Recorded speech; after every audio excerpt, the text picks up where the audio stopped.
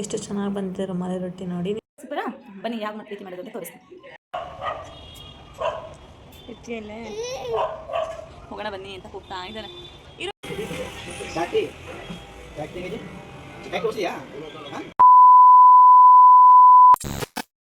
ನಮಸ್ತೆ ಎಲ್ಲರೂ, ಹೇಗಿದ್ದೀರಾ? ಎಲ್ಲರೂ ಚೆನ್ನಾಗಿದ್ದೀರಾ ಅಂತ ಭಾವಿಸ್ತಾ ನಿಮ್ಮ ಆಶೆ ನಾವು ಕೂಡ ಚೆನ್ನಾಗಿದ್ವಿ. Welcome back to my channel. ನಾನು ರಮ್ಯಾ. ಬೆಳಗ್ಗೆಯಿಂದ ನಾನು ಬ್ಲಾಗ್ನ ಕೂಡ ಸ್ಟಾರ್ಟ್ ಮಾಡ್ಕೊಂಡಿದ್ದೀನಿ. ಸ್ವಲ್ಪ ಕೋಲ್ಡ್ ಆಗಿದೆ, ಹಾಗಾಗಿ ವಾಯ್ಸ್ ಅಷ್ಟು ನೀಟಾಗಿ ಕೇಳಿಸ್ತಿಲ್ಲ ಅಂದ್ಕೊಂಡಿದ್ದೀನಿ.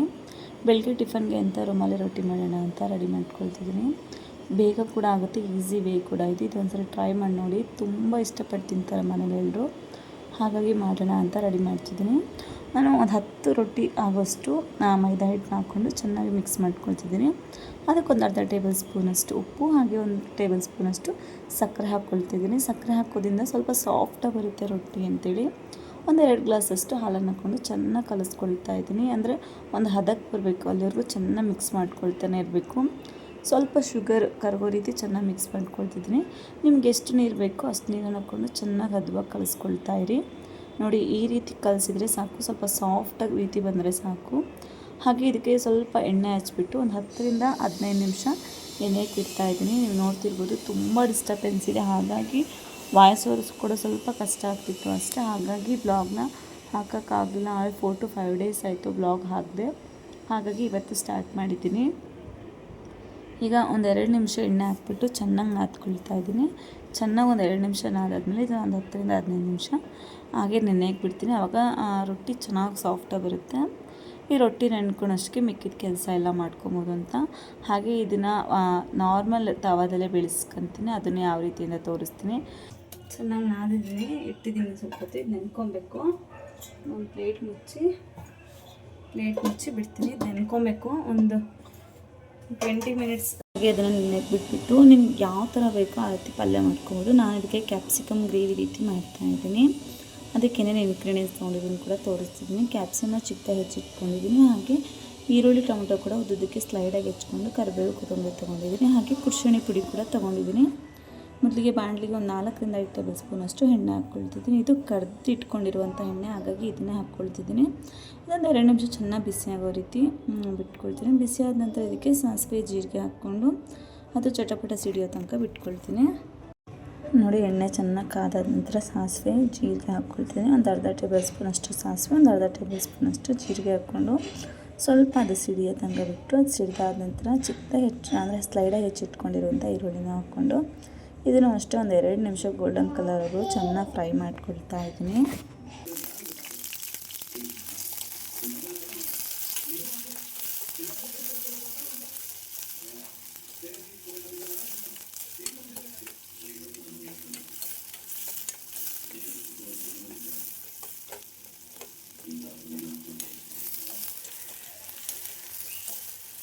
ನೋಡಿ, ಈ ರೀತಿ ಗೋಲ್ಡನ್ ಕಲರ್ಗೂ ಚೆನ್ನಾಗಿ ಫ್ರೈ ಆದ ನಂತರ ಕ್ಯಾಪ್ಸಿಕಮ್ ಹಾಕ್ಕೊಂಡು ಇದನ್ನು ಅಷ್ಟೇ, ಇದು ಎಣ್ಣೆಲೇ ಚೆನ್ನಾಗಿ ಫ್ರೈ ಮಾಡ್ಕೊಬೇಕು.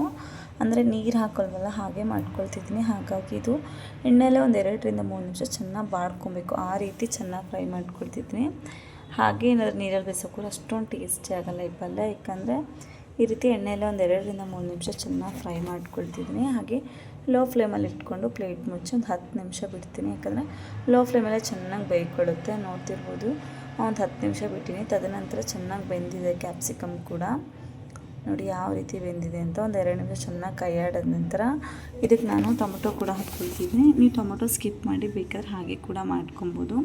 ಬೇಕಾದ್ರೆ ಹುಣಸೆಹಣ್ಣು ಹುಳಿ ಕೂಡ ಇಟ್ಕೊಬೋದು. ನಾನು ಟೊಮೊಟೊ ಕೂಡ ಹಾಕ್ಕೊಳ್ತಾ ಇದ್ದೀನಿ, ಚೆನ್ನಾಗಿರುತ್ತೆ ಟೇಸ್ಟಿಯಾಗಿ ಅಂಥೇಳಿ. ಇನ್ನೊಂದು 2 ನಿಮಿಷ ಕುದ್ದಾದ ನಂತರ ನೋಡಿ ಎಷ್ಟು ಚೆನ್ನಾಗಾಗಿದೆ, ಎಷ್ಟು ಚೆನ್ನಾಗಿ ಬೆಂದಿದೆ ಅಂಥೇಳಿ ಕ್ಯಾಪ್ಸಿಕಮು. ನೋಡಿ, ಈ ರೀತಿ ಚೆನ್ನಾಗಿ ಬೇಯಬೇಕು ಎಣ್ಣೆಲೆ, ಆವಾಗ ಟೇಸ್ಟಿಯಾಗಿ ಕೂಡ ಪಲ್ಯ ಬರುತ್ತೆ.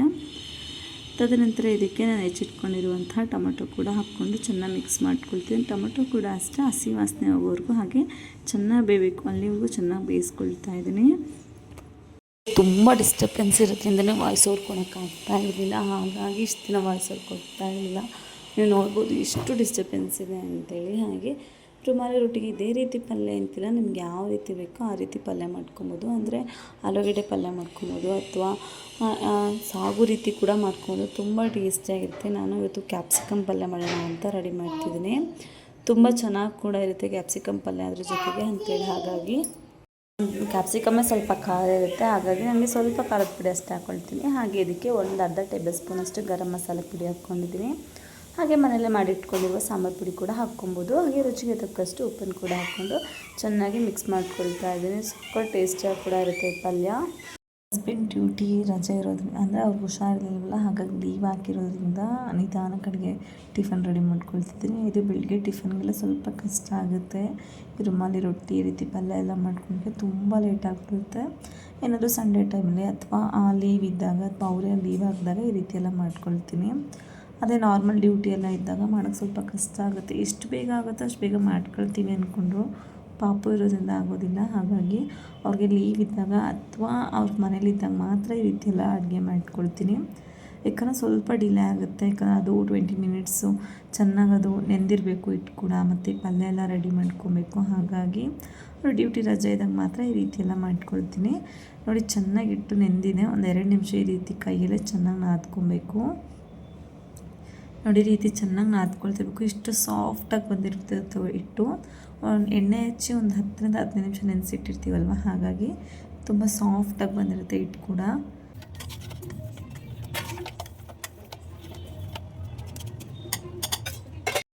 ಚೆನ್ನಾಗಿ ಹಿಟ್ಟು ನೆಂದಿದ್ರೆ ಚೆನ್ನಾಗಿ ಬರುತ್ತೆ. ಜಾಸ್ತಿ ಹಿಟ್ಟನ್ನ ಹಚ್ಕೊಂಡು ಲಟ್ಟಿಸ್ಕೊಂಬಾರ್ದು, ಹಾಗೆ ಸ್ವಲ್ಪ ಸ್ವಲ್ಪ ಹಿಟ್ಟನ್ನ ಹಚ್ಕೊಂಡು ಲಟ್ಟಿಸ್ಕೊಳ್ತಿದ್ದೀನಿ. ಬೇಕಾದರೆ ಹಾಗೆ ಟೈಲ್ಸ್ ಮೇಲೆ ಲಟ್ಟಿಸ್ಕೊಬೋದು. ನಾನು ಟೈಲ್ಸ್ ಮೇಲೆ ಲಟ್ಟಿಸ್ಕೊಳ್ಳೋಣ, ಲಟ್ಟಣಿಗೆ ಮತ್ತು ಚಪಾತಿ ಮಣೆ ಮೇಲೆ ಲಟ್ಟಿಸ್ಕೊಳ್ತೀನಿ. ನಿಮ್ಗೆ ಎಷ್ಟು ಅಗಲ ಬೇಕೋ ಅಷ್ಟು ಅಗಲ ಲಟ್ಟಿಸ್ಕೊಬೋದು. ನಾನು ಒಂದು ಸ್ವಲ್ಪ ಮೀಡಿಯಮ್ ಮಾಡ್ಕೊಳ್ತಾ ಇದ್ದೀನಿ. ನಿಮಗೆ ಎಷ್ಟು ಬೇಕೋ ಅಷ್ಟು ಲಟ್ಟಿಸ್ಕೊಳ್ಳಿ.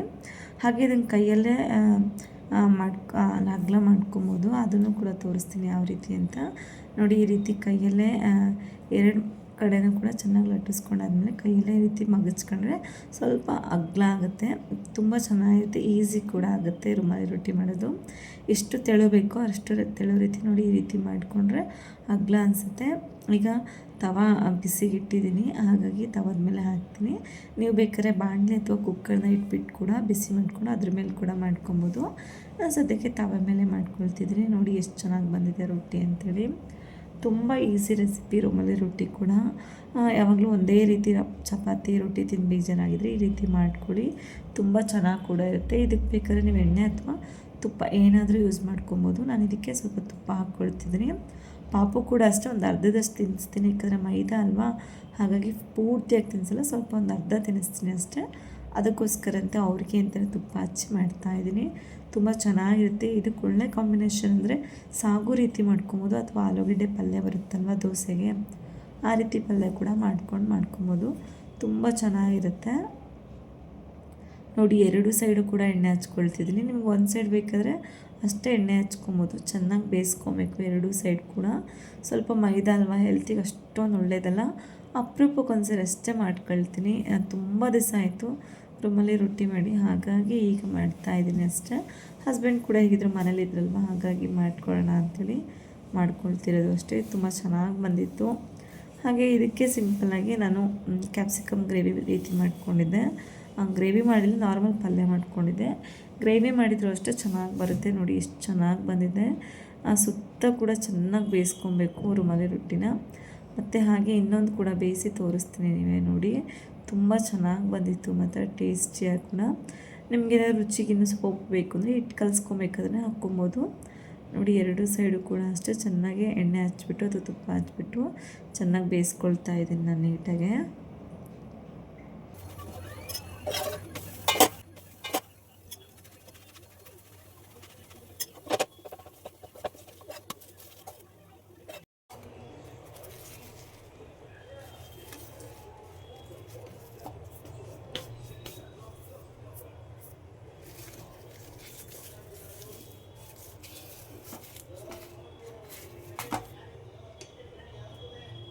ಇದರಲ್ವ ಎಷ್ಟು ಸಾಫ್ಟಾಗಿ ಬಂದಿದ್ದಾವೆ, ಎಷ್ಟು ಚೆನ್ನಾಗಿ ಬಂದಿದೆ ಅಂಥೇಳಿ. ಪಲ್ಯ ಕೂಡ ಅಷ್ಟೇ ತುಂಬ ಟೇಸ್ಟಿಯಾಗಿ ಕೂಡ ಇತ್ತು. ನೀವೇ ನೋಡ್ತಿರ್ಬೋದು, ಸಾಫ್ಟ್ ಕೂಡ ರೀತಿ ಇತ್ತು ಚಪಾತಿ. ಆರಿದ ಮೇಲೂ ಅಷ್ಟೇ ಇಷ್ಟೇ ಸಾಫ್ಟಾಗಿರುತ್ತೆ. ಎಣ್ಣೆ ಹಚ್ಚಿ ಇಟ್ಟಿರ್ತೀವಲ್ವ 20 ನಿಮಿಷ, ಹಾಗಾಗಿ ಇಷ್ಟೇ ಸಾಫ್ಟಾಗಿ ಕೂಡ ಬರುತ್ತೆ. ಸರಿ, ನಾನು ಟಿಫನೆಲ್ಲ ತಿಂದುಬಿಟ್ಟು ಮಧ್ಯಾಹ್ನಕ್ಕೆ ಮತ್ತೆ ಕಂಟಿನ್ಯೂ ಮಾಡ್ತಿದ್ದೀನಿ. ನಮ್ಮ ಪಾಪ ತುಂಬ ಹಠ ಮಾಡ್ತಿದ್ದೆ, ಅಮ್ಮ ಜ್ಯೂಸ್ ಮಾಡಿಕೊಡು ಅಂತೇಳಿ. ಅವ್ನಿಗೆ ಆ್ಯಪಲ್ ಜ್ಯೂಸ್ ಮಾಡಿಕೊಡೋಣ ಅಂತ ರೆಡಿ ಮಾಡ್ಕೊಳ್ತಾ ಇದ್ದೀನಿ. ಒಂದೆರಡು ಆ್ಯಪಲ್ನ ತೊಗೊಂಡು ಮೇಲ್ಗಡೆ ಸಿಪ್ಪೆಲ್ಲ ತೆಗೆದು ಈ ರೀತಿ ಚಿಕ್ಕದಾಗಿ ಹೆಚ್ಚಿ ಎತ್ತಿಟ್ಕೊಂಡಿದ್ದೀನಿ. ನಾನು ಯಾವ ರೀತಿ ಮಾಡ್ತೀನಿ ಆ್ಯಪಲ್ ಜ್ಯೂಸ್ ಮನೆಯಲ್ಲೇ ಅಂತ, ಮನೇಲೇ ಈ ರೀತಿ ಮಕ್ಕಳಿಗೆಲ್ಲ ಆ್ಯಪಲ್ ಜ್ಯೂಸೆಲ್ಲ ಮಾಡಿಕೊಡೋದು, ಅಥವಾ ನನಗೆ ಹಣ್ಣು ಯಾವುದಿರುತ್ತೋ ಅದರಲ್ಲಿ, ಅಥವಾ ಡ್ರೈ ಫ್ರೂಟ್ಸ್, ಕ್ಯಾರೆಟ್ ಏನಿರುತ್ತೋ ಅದರಲ್ಲಿ ಜ್ಯೂಸ್ ರೀತಿ ಮಾಡ್ಕೊಳ್ತೀನಿ. ಜಾರ್ಗೆ 2 ಆ್ಯಪಲ್ ಕೂಡ ಸಿಪ್ಪೆ ಬಿಡಿಸಿ ಎತ್ತಿಟ್ಕೊಂಡಿದ್ದಲ್ವ ಅದನ್ನು ಕೂಡ ಹಾಕ್ಕೊಂಡು ಅದಕ್ಕೆ ಡ್ರೈ ಫ್ರೂಟ್ಸ್ ಕೂಡ ಯೂಸ್ ಮಾಡ್ತೀನಿ. ಮನೇಲಿರುವಂಥ ಗೋಡಂಬಿ, ಬಾದಾಮಿ, ಪಿಸ್ತಾ ಅಥವಾ ವಾಲ್ನಟ್ಸ್ ಏನಿರುತ್ತೋ ಅದನ್ನು ಹಾಕ್ಕೊಂಡು ಮಾಡ್ಕೊಬೋದು. ನಮ್ಮನೆ ಬಾದಾಮಿ ಬೀಜ, ಗೋಡಂಬಿ ಬೀಜ ಇತ್ತು, ಅದನ್ನು ಹಾಕ್ಕೊಳ್ತಿದ್ವಿ. ದ್ರಾಕ್ಷಿ ಇದ್ರೂ ಕೂಡ ಹಾಕ್ಕೊಬೋದು, ಚೆನ್ನಾಗಿರುತ್ತೆ. ಹಾಗೆ ಒಂದು ಅರ್ಧ ಅಷ್ಟು ಬೆಲ್ಲ ಹಾಕ್ಕೊಳ್ತಿದ್ವಿ. ಸ್ವಲ್ಪ ಪ್ರಮಾಣದಲ್ಲಿ ಹಾಲು ಕೂಡ ಹಾಕ್ಕೊಳ್ತಿದ್ದೀನಿ. ಯಾಕೆಂದರೆ ಕಸ್ಟರ್ಡ್ ಪೌಡರ್ ಇದ್ದರೆ ಹಾಲು ಜೊತೆ ಮಿಕ್ಸ್ ಮಾಡಿ ಕಸ್ಟರ್ಡ್ ಪೌಡರ್ ಕೂಡ ಹಾಕ್ಕೊಂಡು ಮಾಡ್ಕೊಬೋದು. ನಮ್ಮ ಮನೇಲಿ ಇರಲಿಲ್ಲ, ಹಾಗಾಗಿ ಹಾಲನ್ನು ಹಾಕ್ಬಿಟ್ಟು ಮಾಡ್ಕೊಳ್ತಿದ್ದೀನಿ. ಚೆನ್ನಾಗಿ ರುಬ್ಕೊಂಬಂದಿದೆ ನೋಡ್ಬೋದು. ನಮ್ಮ ಪಾಪುಗಂದು ತುಂಬ ಇಷ್ಟ, ಪದೇ ಪದೇ ಕೇಳ್ತಿರ್ತಾರೆ ಅಮ್ಮ ಆ್ಯಪಲ್ ಜ್ಯೂಸ್ ಮಾಡಿಕೊಡು ಅಂಥೇಳಿ. ಹಾಗಾಗಿ ಮನೇಲೇ ಈ ರೀತಿ ಮಕ್ಳಿಗೆ ಮಾಡ್ಕೊಳೋದ್ರಿಂದ ಹೆಲ್ತಿಗೂ ಕೂಡ ಒಳ್ಳೆಯದು. ಹೊರಗಡೆ ಕೊಡಿಸೋದ್ರಿಂದ ಈ ರೀತಿ ಮನೇಲೇ ಜ್ಯೂಸ್ ರೀತಿ ಮಾಡಿಕೊಟ್ರೆ ಮಕ್ಕಳು ಕೂಡ ಇಷ್ಟಪಟ್ಟು ತಿಂತಾರೆ. ಹಸ್ಬೆಂಡು ಎಳ್ನೀರು ತೊಗೊಂಡು ಅದ್ರ ಜೊತೆ ಸ್ಟ್ರಾ ಕೂಡ ಬಂದಿತ್ತು, ಅದು ಕೂಡ ಎತ್ತಿಟ್ಟಿದೆ. ನಮ್ಮ ಪಾಪುಗೆ ಸ್ಟ್ರಾದಲ್ಲಿ ಕುಡಿಯೋದು ತುಂಬ ಇಷ್ಟ, ಹಾಗಾಗಿ ಅವ್ರಿಗೆ ಕೊಡ್ತಾಯಿದ್ದೀನಿ. ನೋಡ್ರಿ ಅವ್ರು ಹೇಗಿದೆ ಅಂತ ಕೂಡ ಹೇಳ್ತಾರೆ. ಅಮ್ಮ ಚೆನ್ನಾಗಿದೆ ಅಂದರೆ ಅಮ್ಮ ಸೂಪರಾಗಿದೆ ಅಂತ ಕೂಡ ತೋರಿಸ್ತಾರೆ. ಅವ್ರಿಗೆ ಟೇಸ್ಟ್ ಮಾಡೋಕ್ಕೆ ಕೂಡ ಕೊಟ್ಬಿಟ್ಟು ಬರ್ತೀನಿ.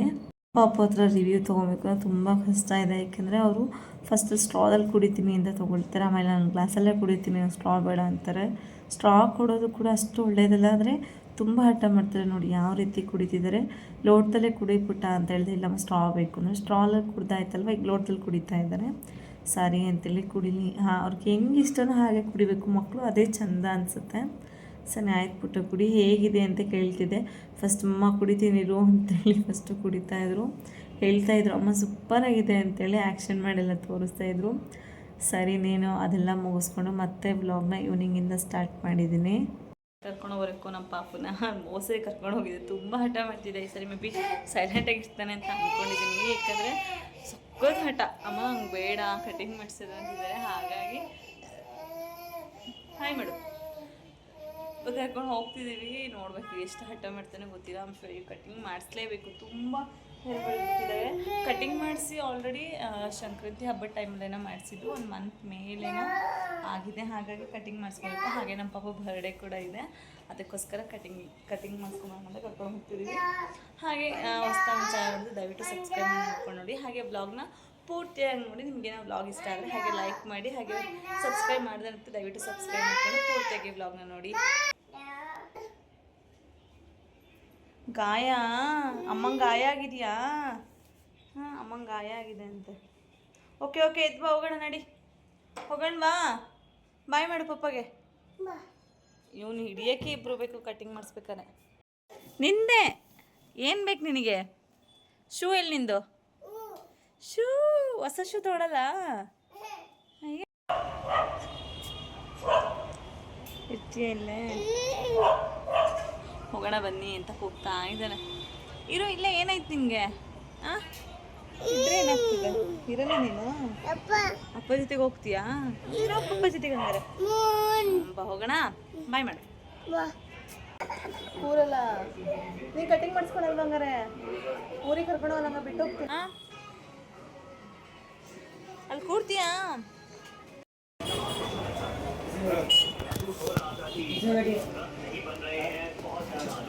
ಇನ್ನೂ ಕೂರಿಸ್ಕೊಂಡಿದ್ದಾರೆ ಅಷ್ಟೇ, ಇನ್ನು ಕಟಿಂಗ್ ಮಾಡೋಕ್ಕೆ ಸ್ಟಾರ್ಟೇ ಮಾಡಿಲ್ಲ. ಆಲ್ರೆಡಿ ನಮ್ಮ ಪಾಪ ನೋಡಿ ಯಾವ ರೀತಿ ಅಳ್ತಿದ್ದಾರೆ ಅಂದರೆ ಸಮಾಧಾನ ಮಾಡೋಕ್ಕೆ ಆಗಿಲ್ಲ. 10-15 ನಿಮಿಷ ಅವ್ರು ಸಮಾಧಾನ ಮಾಡೋಕ್ಕೆ ಆಯಿತು. ಹೇಳ್ತಾಯಿದ್ರು ಪಪ್ಪಗೆ ಹೇರ್ ಕಟ್ ಮಾಡೋದು ಹಿಂಗೆಲ್ಲ ಕುತ್ಕೋ ಪಾಪು ಅಂತೇಳಿ. 10 ನಿಮಿಷ ಮೊಬೈಲ್ ಇಟ್ಕೊಳ್ಳಿ ಅಂತ ಪಾಪ ಮೊಬೈಲ್ ಕೊಟ್ಟು ಕೂರಿಸಿದ್ದಾರೆ.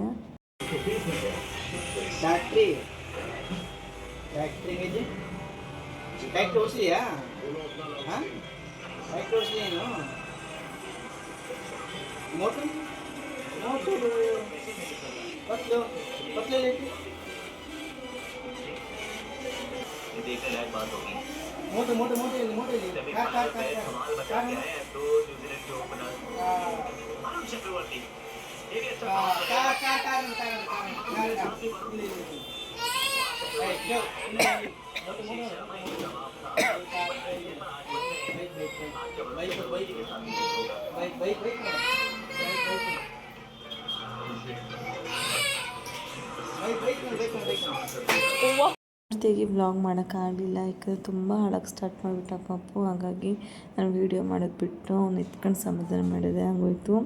ಸ್ವಲ್ಪ ಟ್ರಿಮ್ಮರ್ ತೊಗೊಂಡು ಹೇರ್ ರಿಮೂವ್ ಮಾಡೋಕ್ಕೆ ಹೋದರೆ ಸಕಾಲಕ್ಕೆ ಸ್ಟಾರ್ಟ್ ಮಾಡಿಬಿಡ್ತಿದ್ದ. ಹೇಗೋ ಏನೋ ಇಬ್ಬರು ಸಮಾಧಾನ ಮಾಡಿ ಹೇರ್ ಕಟ್ ಅಂತೂ ಮಾಡಿಸಿದ್ವಿ. ಅಷ್ಟೇ ಸುಸ್ತಾಗಿದ್ದೆಲ್ಲ ಪಾಪ. ಕಟ್ಟಿಂಗ್ ಮಾಡೋ ಅಣ್ಣ ಕೂಡ ಸಕ್ಕ ಸುಸ್ತಾಗೋದ್ರು ಅವ್ನಿಗೆ ಹೇರ್ ಕಟ್ ಮಾಡೋಷ್ಟೊತ್ತಿಗೆ. ನಮ್ಮ ಪಾಪು ಹೊಸ ಹೇರ್ ಲುಕ್ ಹೇಗಿದೆ ಅಂತ ಕೂಡ ಕಮೆಂಟ್ ಮಾಡಿ ಇನ್ನೇ ಸ್ನಾನ ಮಾಡಿಸಿ ಅವ್ಳನ್ನ ಕೂಡ ಫ್ರೆಶ್ ಮಲಗಿಸಿದ್ದೀನಿ. ಒಂದು ಹಾಫ್ ಆನ್ ಅವರ್ ಅಂತೂ ಮಲ್ಕೊಳ್ತಾರೆ ಸಮಾಧಾನವಾಗಿ. ಇನ್ನೇನು ಈ ವ್ಲಾಗ್ನ ಇಲ್ಲೇ ಎಂಡ್ ಮಾಡ್ತೀನಿ. ಈ ವ್ಲಾಗ್ ನಿಮ್ಗೆ ಇಷ್ಟ ಆಗಿದೆ ಅಂತ ಭಾವಿಸ್ತಾ, ಇಷ್ಟ ಆದರೆ ಲೈಕ್ ಮಾಡಿ, ಶೇರ್ ಮಾಡಿ, ಸಬ್ಸ್ಕ್ರೈಬ್ ಮಾಡಿ. Thank you.